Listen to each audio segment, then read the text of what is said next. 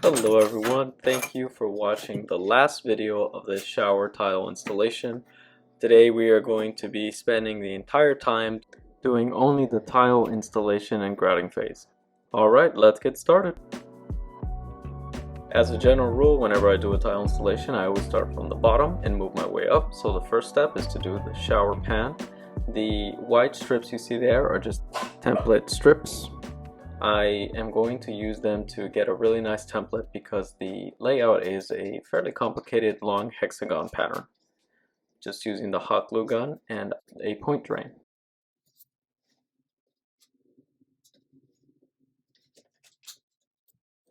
Here is the overlay over the hexagon pattern tile. I am going to do something really cool.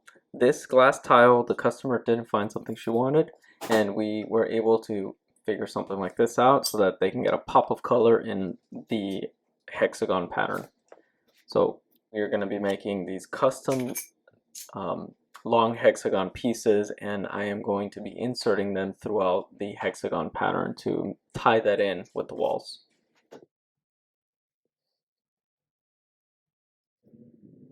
What we're doing is called a composite sheet tile. In this case, a custom composite sheet tile. If you want professional cuts, you do have to use a glass and Mosaic wet saw blade. Then all you have to do is cut the pattern just like this. Follow the lines, try to stay fairly consistent, and that is enough to get a bunch of these pieces. It's fairly time consuming, but if you're patient and you use the right equipment, you should still get a very professional look. Something very similar to what you can buy at the boutique stores.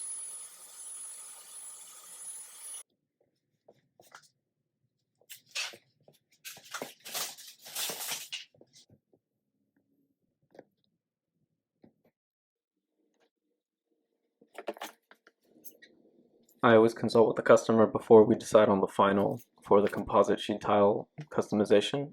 This is sort of my rough layout of what that's going to be.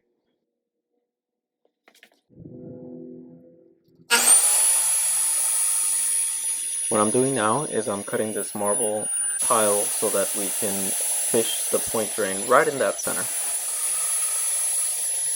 I made a ton of cuts of the marble sheet tile all around the perimeter, but I am really only showing the tricky one, which is these two tiles that get fished right in the middle.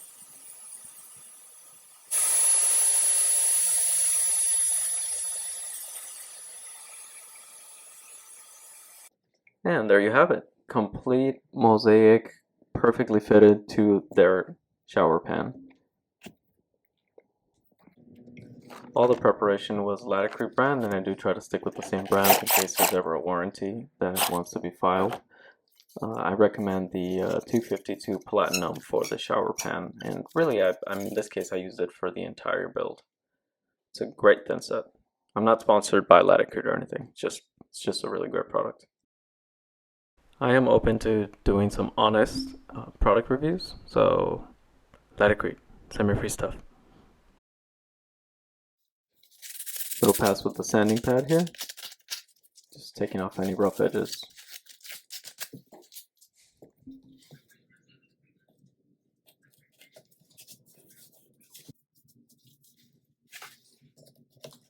Wasn't happy with the way that this piece was laying. It was a little too low, so I added a little bit of extra mortar and then popped it back in to make it flush.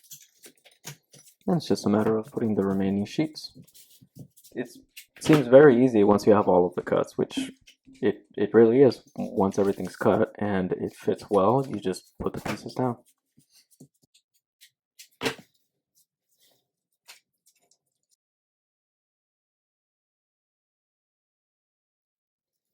And there you have it. Custom composite shower pan is done. Don't forget to figure out your layout before you put any tile pieces. In this case, the layout looked really good with the tiles centered. We're going to do a subway layout. So the first line is really important. You want to try to make that as level as you can so that going up, you can just sort of follow the same pattern and follow that same level all the way to the ceiling. If your first two lines are good, the remaining installation is very easy.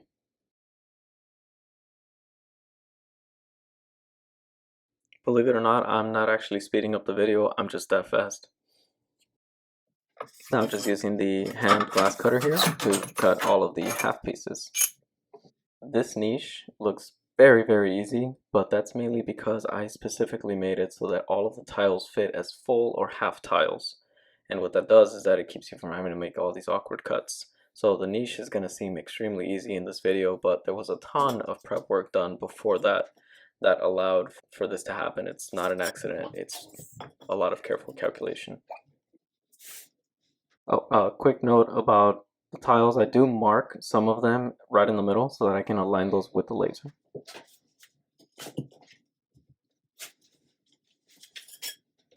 Additionally, in case anybody wants to comment about the spacers, these are tiles that are designed to be butted with each other. They have a little bit of a lip. That lip is about 1/16 of an inch, and that is your grout spacer. It's built right in. Alright, now for the first little tricky part here, the ceiling does have a slope. It'll vary, it'll have all sorts of different angles, so what I like to do is I get 2 different points of the slope. I measure the highest part, like you see right here. I put all the tile pieces down that are going to fit right into that space. Then I cut the first piece. This part is really, really key, is if you cut the first piece, just like I did right there, then you're not going to miss, because you really don't want to miss on this measurement here. So you put all the tiles, mark your first piece that you're going to cut, put a straight edge, just like this. Use a nice good Sharpie that you will see. Mark everything down.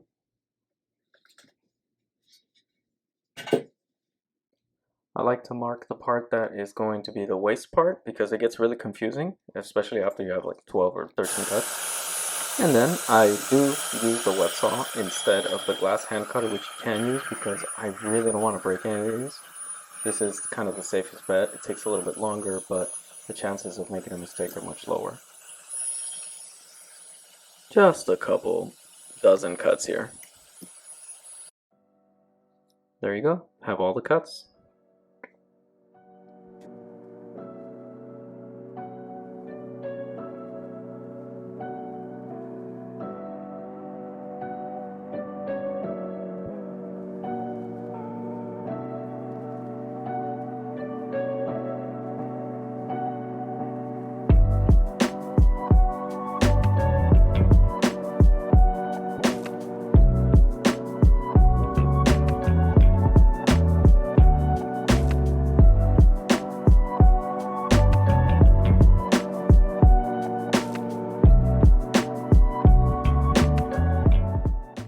Didn't really go into the detail of how I make these rounded cuts. There's a ton of videos out there showing how to cut the ceramic pieces. In order to do this, there's a bunch of different tools, there's a bunch of different methods. But in this case, you can see that it fits really well. The Laticrete system comes with a nice flange that goes right on that valve, so my only job here is just to make them nice and round and to fit, and then that goes right up against the valve flange.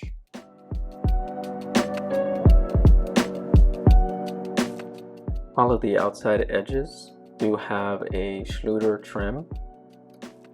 You can see that right there. This is what helps to terminate that wall piece.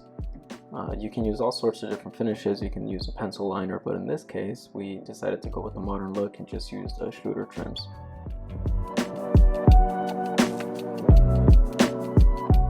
Here's another closer look at the Schluter edge trims that go right outside there. There really isn't much to it. You put down your mortar and then you embed the Schluter trim onto the mortar bed and put the tile over. Alright, now for one of the fun parts, tiling the inside of the niche. This is where all the prep work from all the previous videos pays off. Again, because everything was fitted so well, because you can fish full tile pieces with just 2 full tiles and 2 half pieces to follow the pattern up. Because of that, this installation takes maybe 5 minutes. Very, very quick, very easy, and it looks so good to not have any awkward cuts. This is something that I always do for all of my builds. I always custom make the size of the niche because I want full tiles fished right in between the niches. Doing things this way saves you time twice. It saves you time when you're tiling around the niche on the outside, as well as the time it takes to tile inside of the niche, assuming that you're not using some kind of decorative back tile or anything like that. So just the entire process does get tiled much more quickly, and of course the main thing is that it does tend to look a lot cleaner and a lot more professional if you do it this way.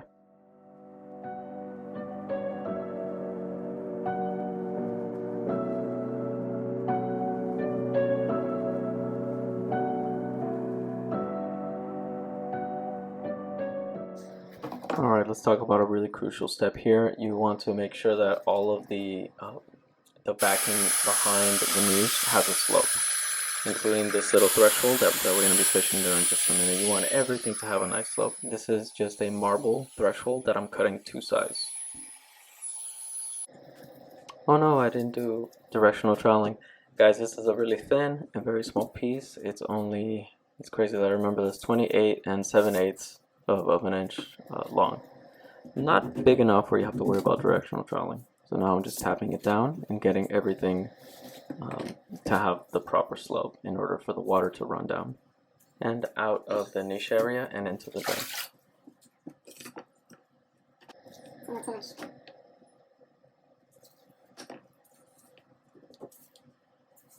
One tricky thing about the slope on a niche is that you want it to be just enough for the water to run, but you don't want any of your shampoos or soaps to run down. So you see that? Nice and stable. Nice and stable, but with the slight tap, it does roll down. That tells me I have the right slope. After you do a couple thousand or manage a couple thousand of these shower bills, you do start to get some kind of electrical phenomenon where you vibrate the aluminum as you get close to it. It just means that the aluminum trims are scared of you. Anyway, so I pre-cut the pieces to make sure that they're all the right size. I like to keep my mortar fairly stiff when I'm doing the side pieces so that it doesn't move the tiles around. So nice thicker thin set versus what you would use on the vertical walls.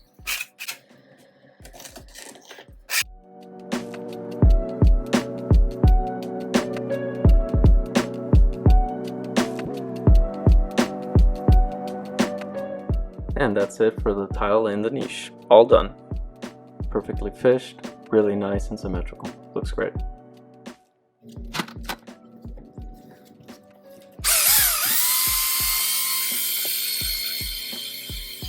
Alright, what I am doing here is I'm polishing the cut side of this, I believe 6-foot granite piece that's going to go on top of the shower step. I'm just using this polishing tool here so that I can give it a matte finish so that it matches the other side of the factory finish. This is just another tool that I use to complete sort of all the little details that I can't quite get with the other tool. Alright, now here, this is a long piece, so I am doing the directional troweling that I should be doing, because again, this is a long piece, so it does require that, so that when you put the piece down, all the ridges collapse appropriately, and you get full coverage.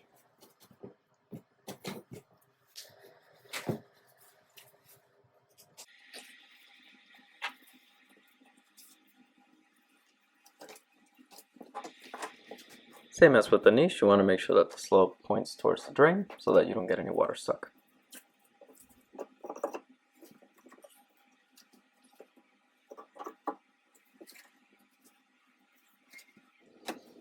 And that's it, all done with the installation stage. Now we have to wait, and on the next day we can use this grout here. Same as with the thin set, I do like to stick with the same brand products. This is Ladder Creek Permacolor. The color is Fossil.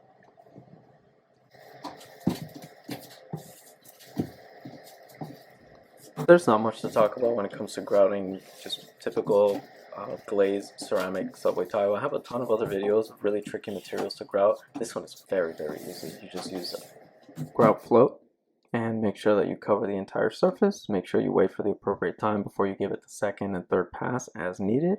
And that's it. Most of the grout bags have great instructions. Just follow those and you should be fine. Alright, we are almost done. Now it's just time to grout the floor. This is a marble mosaic, so it is a little bit trickier. in that the marble is porous, so it will absorb the color. In this case, because we want the color to blend with the wall, I did not seal it beforehand. Keep in mind this is a sealed grout, so it will seal it through this pass. If you don't want so much contrast, or if you don't want any color inside of those pores, make sure you seal it before.